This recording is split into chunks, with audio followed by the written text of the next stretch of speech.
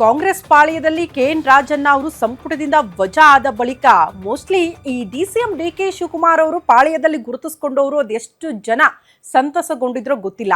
ನಿನ್ನೆ ಇದೇ ವಿಚಾರಕ್ಕೆ ಸಂಬಂಧಪಟ್ಟಂತೆ ಸಾಕಷ್ಟು ಬೆಳವಣಿಗೆಗಳು ಕೂಡ ಆಗಿದೆ. ರಾಜೀನಾಮೆ ನೀಡಿದ ಬಳಿಕ ರಾಜಣ್ಣ ಅವರು ಇನ್ನೂ ಕೂಡ ಬಣ ಬಡಿದಾಟ ಮುಗಿದಿಲ್ಲ ಕಾಂಗ್ರೆಸ್ ಪಾಳ್ಯದಲ್ಲಿ.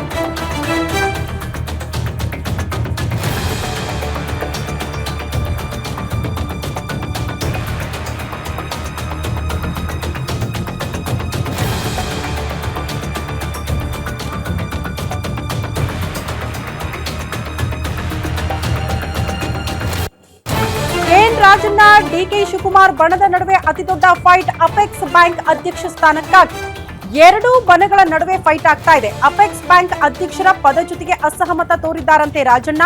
ಬಿಜೆಪಿ ಅಧ್ಯಕ್ಷ ಬೆಳ್ಳಿ ಪ್ರಕಾಶ್ ಪದಚ್ಯುತಿಗೆ ಅಸಹಕಾರ ತೋರಿದ್ದಾರೆ ಮಾಜಿ ಸಚಿವ. ಅಪೆಕ್ಸ್ ಬ್ಯಾಂಕ್ ಅಧ್ಯಕ್ಷ ಸ್ಥಾನದ ಮೇಲೆ ಡಿಕೆ ಶಿವಕುಮಾರ್ ಸಂಬಂಧಿ ಕಣ್ಣಿಟ್ಟಿದ್ದಾರೆ.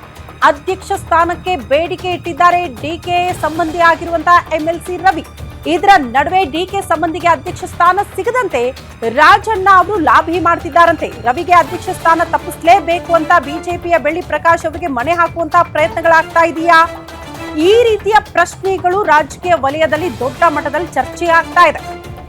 ಹಾಗಾಗಿ ಕೆಎನ್ ರಾಜಣ್ಣ ಅವರನ್ನ ಎದೆ ಹಾಕಿಕೊಂಡ್ರೆ ಎಲ್ಲೆಲ್ಲಿಂದನೋ ಯಾವ ರೀತಿಯಾದ್ರೂ ಅದರ ಏಟನ್ನ ಅನುಭವಿಸಬೇಕಾಗುತ್ತೆ ಅನ್ನುವಂತಹ ಪ್ರಯತ್ನಗಳು ಈ ಅಪೆಕ್ಸ್ ಬ್ಯಾಂಕ್ ವಿಚಾರಕ್ಕೆ ಸಂಬಂಧಪಟ್ಟಂತೆ ಅಧ್ಯಕ್ಷ ಗಾದಿಯ ವಿಚಾರಕ್ಕೆ ಸಂಬಂಧಪಟ್ಟಂತೆಯೂ ಕೂಡ ತೋರಿಸ್ತಿದ್ದಾರ ರಾಜಣ್ಣ ಅನ್ನೋದು ಪ್ರಶ್ನೆ. ಯಾಕಂದ್ರೆ ಡಿಕೆ ಶಿವಕುಮಾರ್ ಅವರ ಸಂಬಂಧಿ ಅನ್ನೋ ಕಾರಣಕ್ಕೆ ಅವರಿಗೆ ಯಾವುದೇ ಕಾರಣಕ್ಕೂ ಅಧ್ಯಕ್ಷ ಗಾದಿ ಸಿಗಲೇಬಾರದು ಅನ್ನೋ ಕಾರಣಕ್ಕೆ ಪ್ರಯತ್ನಗಳು ಆಗ್ತಾ ಇದೆಯಾ ರಾಜಣ್ಣ ಅವರ ಕಡೆಯಿಂದ? ಇಂಥ ಪ್ರಶ್ನೆಗಳು ಸಹಜವಾಗಿ ಕಾಂಗ್ರೆಸ್ ಪಾಳ್ಯದಲ್ಲೂ ಕೂಡ ಚರ್ಚೆಗೆ ಗ್ರಾಸವಾಗಿದೆ. ಅಲ್ಲಿಗೆ ರಾಜಣ್ಣ ಅವರು ಸಂಪುಟದಿಂದ ವಜಾ ಆದ್ರೂ ಕೂಡ ಕಾಂಗ್ರೆಸ್ ಪಾಳ್ಯದಲ್ಲಿ ಈ ಬಣ ಬಡಿದಾಟ ಮಾತ್ರ ಮುಗಿಯೋ ಸಾಧ್ಯತೆಗಳು ತೀರಾ ಕಡಿಮೆ ಅನ್ನುವಂತಹ ವಿಚಾರಗಳು ಮುನ್ನೆಲೆಗೆ ಬರ್ತಾ ಇದೆ. ಪ್ರಮುಖವಾಗಿ ಕೆಎನ್ ರಾಜಣ್ಣ ಅವರು ಸಂಪುಟದಿಂದ ವಜಾ ಆಗೋದಕ್ಕೂ ಕೂಡ ಕಾರಣ ಡಿಕೆ ಶಿವಕುಮಾರ್ ಅವರ ಆಪ್ತ ಬಳಗದಲ್ಲಿದ್ದವರೇ.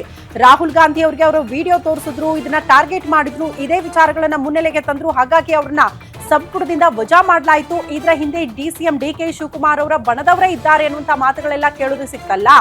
ಮೋಸ್ಟ್ಲಿ ಆ ಸೈಡ್ ಅನ್ನ ಈ ಮೂಲಕ ತೀರಿಸ್ಕೊಳ್ತಿದ್ದಾರಾ ಕೆಎನ್ ರಾಜಣ್ಣ ಅನ್ನೋದು ಪ್ರಶ್ನೆ.